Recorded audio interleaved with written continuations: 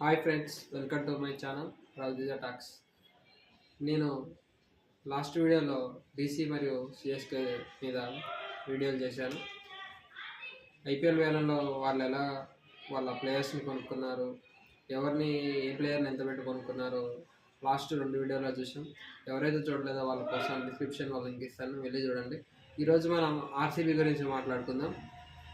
RCB వచ్చేసి last ఇయర్లోనే వాళ్ళు వేలంలో లాస్ట్ ఇయర్ ఏదైతే వేలంలో వాళ్ళ ప్రదర్శన అద్భుతంగా చేశారో ఈసారి కూడా అలానే తన మార్పును చూపించారు. ఈసారి కూడా ఆర్సీబీ వేలంలో ఈసారి వేలంలో చాలా అంటే చాలా చాకచక్యంగా వ్యవహరించింది. ఆర్సీబీ లాస్ట్ ఇయర్ ఏం చేసిందంటే ఒక ముగ్గురు ప్లేయర్ని, మంచి ప్లేయర్ని, భువనేశ్వర్ని, కొంత మంచి పేరున్న ప్లేయర్ని వేలంలో కొనుక్కొని లాస్ట్ ఇయర్ కప్పు కొట్టింది. ఈసారి కూడా వాళ్ళు అదే వేలంలో వాళ్ళ మార్పును అనేది చూపించారు.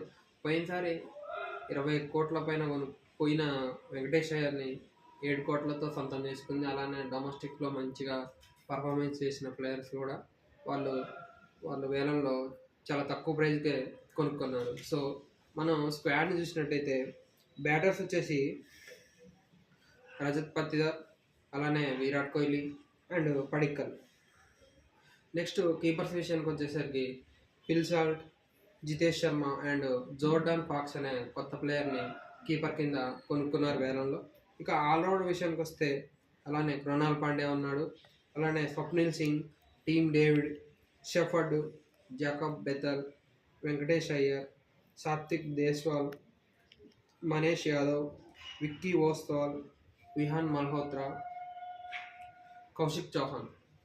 నెక్స్ట్ బౌలర్స్ విషయానికి వస్తే ఫాస్ట్ బౌలర్ అయిన హేజల్వుడ్, అలానే యష్ దయాల్, భువనేశ్వర్ కుమార్, నువన్ తుషారా, రసిక సలాం, అభినందన్ సింగ్ అండ్ సయేష్ శర్మ, స్పిన్నర్ అయిన సయేష్ శర్మ అండ్ న్యూజిలాండ్ ప్లేయర్ అయిన జాకబ్ డఫీ.